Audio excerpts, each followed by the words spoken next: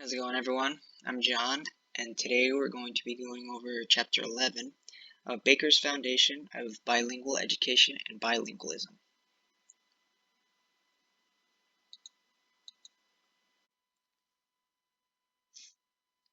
So we're going to start out with a few key terms to keep in mind. I'm sure all of you are already familiar with most of these, but I'm going to elaborate on them a little bit. So first up, we have biliteracy. It's pretty straightforward. It's the ability to read and write proficiently in two languages. This is often the goal for many bilingual education programs. Next up, we have communicative competence. This encompasses grammar knowledge, morphology, phonology, as well as social knowledge about how and when to use words appropriately in social contexts. Next up, we have mother tongue, usually a first language or native language that a person has been exposed to from birth or within their critical development period. Following that, we have language maintenance, which is the continuing use of a language in the face of competition from a regionally or socially more powerful language. So it's basically supplemental language training for people who don't get the opportunity to use their second language in everyday settings. Next on this list, we have biculturalism, which is the presence of two different cultures in the same country or region. So think Texas, where we have a strong Spanish-speaking community as well as an English-speaking one. Continuing down our list, we have assimilation. This can be a contentious process in which a minority group or culture comes to resemble a dominant group. We'll take a look at some examples later in the slides. Next up is cultural pluralism, which is smaller groups within a large society maintaining their unique cultural identities along with their values and practices. They're generally accepted by the wider dominant culture. We can keep in mind the New York boroughs, for example. Following that is context and language integration learning. This is an approach where students learn a subject and a second language at the same time. An example would be a native Spanish speaker learning a science in English. They'll have the benefit of both learning science and English at the same time and also gain relevant vocabulary and language skill. Finally, at the end of our list, we have sheltered content instruction, which is education focused on helping language minority students attain proficiency in a majority language. This is really common in the US. Think ESL classes. We're going to touch on this a little bit more later in the slides as well.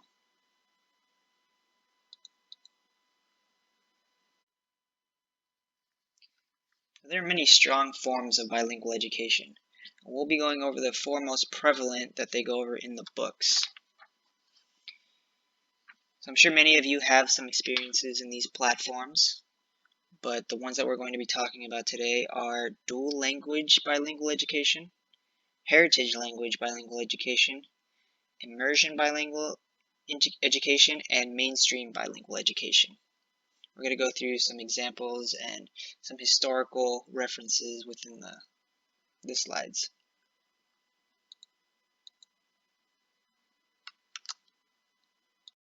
So first up, we have dual language bilingual education. And these are classes with a mix of majority and minority language speaking students. These classes generally follow a certain pattern in which the minority language is used for at least half of the instruction time.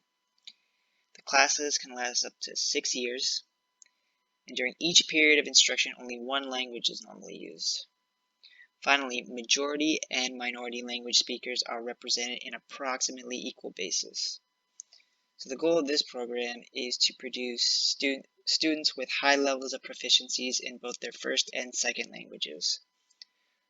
They want them to be able to read and write at grade level in both languages. They want the students to be academically equal to or above the grade level in both languages. They want to promote positive intercultural attitudes and behaviors, and they hope that it will help their community foster a sense of cultural pluralism. This platform can come with many challenges, though. It's often the case that language minority students exceed the language majority students, and often segregation rather than integration may occur. When choosing a language school, parents often ponder the power relationship between majority and minority languages, so striking the right balance is crucial for the success of this strategy.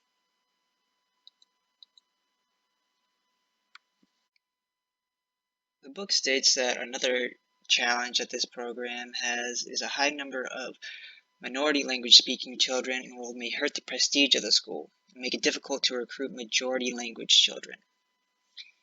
A balance between the student body must be maintained for the program to work. So another study cited by the reading by Henderson and Palmer found that an imbalance of English was spoken by the students and even teachers during times and spaces specified for Spanish. And the opposite is also true. The study concluded that it was the fault of the dominant language ideology.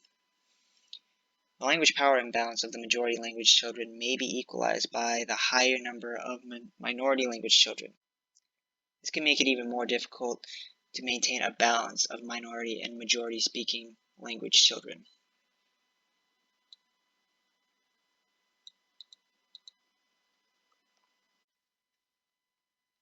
So let's go through a bit of background on the dual language program in the US. So the first recorded school of this kind was back in September 1963 in Dade County, Florida. The school that implemented it was called Coral Way Elementary School, and it was started by the Cuban community, many of whom expected to return to Cuba in the wake of the Castros' deposition.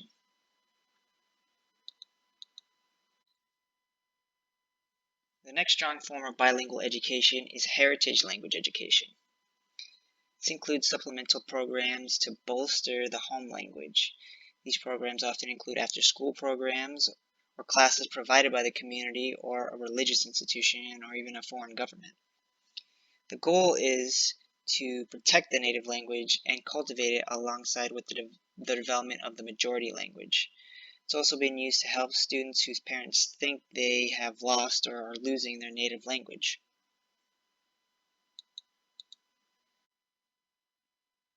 One of the most significant examples of heritage bilingual education would be that of the indigenous people.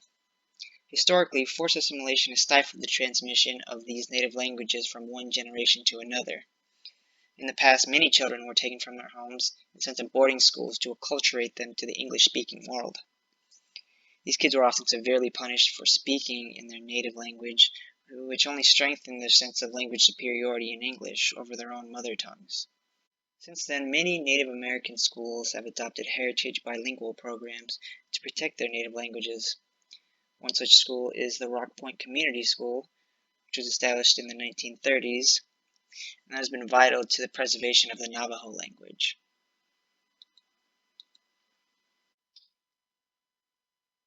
So the book didn't provide an obvious definition for immersion bilingual education, so I created this one from what I could glean from the reading.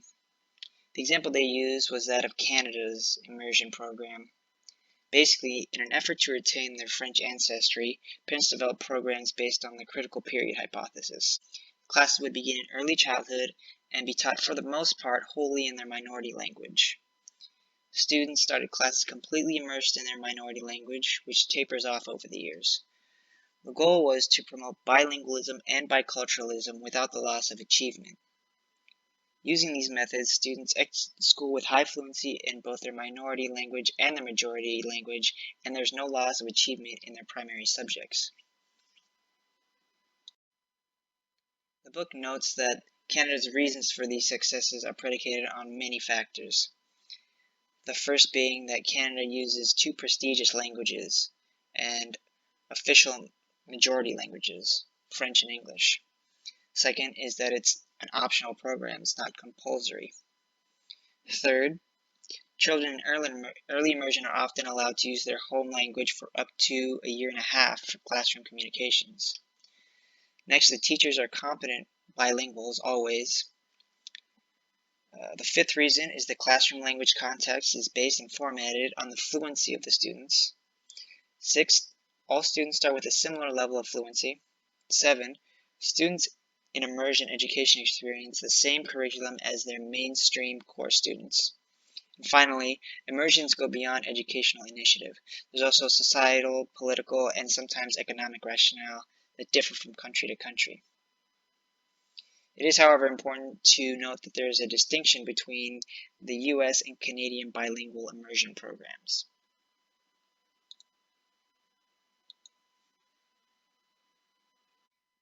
So the US also has a form of language immersion, which is the sheltered content instruction that we defined at the beginning of the lesson.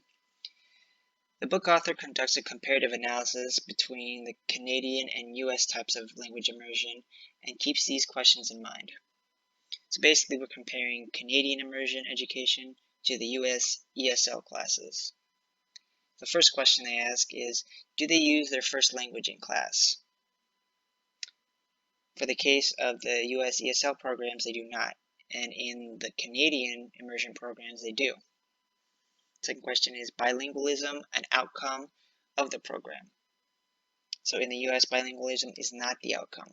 They simply want to improve their English, whereas in Canada's program, bilingualism is the outcome. They want their students to be proficient in both French and English.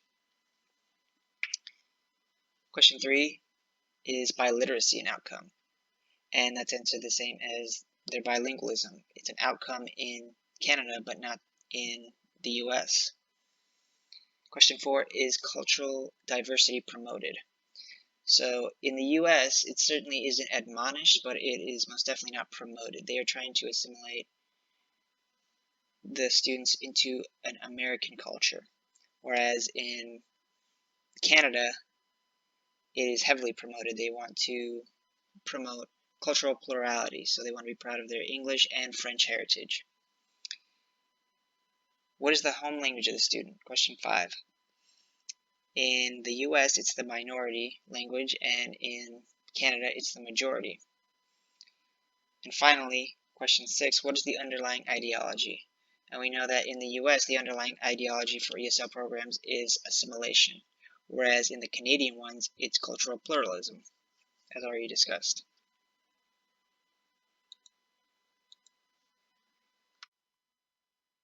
So the final program is mainstream bilingual education. These programs often exist in regions where there's already a large bilingual population. It's often the goal of these programs to include bilingualism, multilingualism, and biliteracy, as well as cultural pluralism into their population. They try to achieve this by implementing an internationally utilized language into their curriculum. Most often it's English. An example would be in Japan, where they have an English program along with their main Japanese curriculum. This is generally the most common form of strong bilingual education, and it seemed to be quite effective in many countries.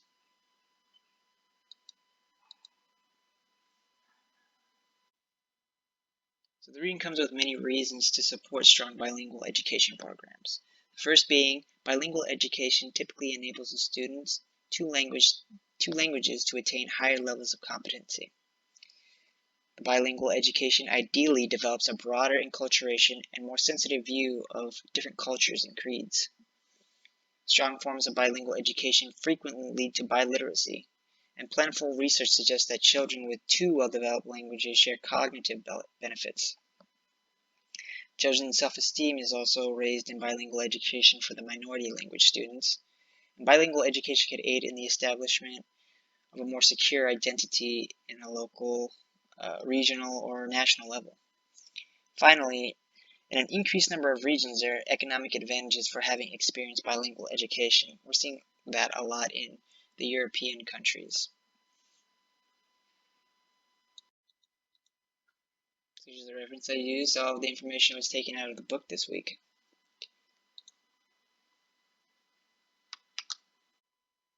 And these are the discussion questions I came up with this week. So I'll read them out loud. The first one is, have you had any experiences with any of these types of programs? If so, do you believe it was effective? If not, which do you think would have been effective for yourself? Second question is, concerning dual language bilingual education, what would be a good way to mitigate language superiority among the students?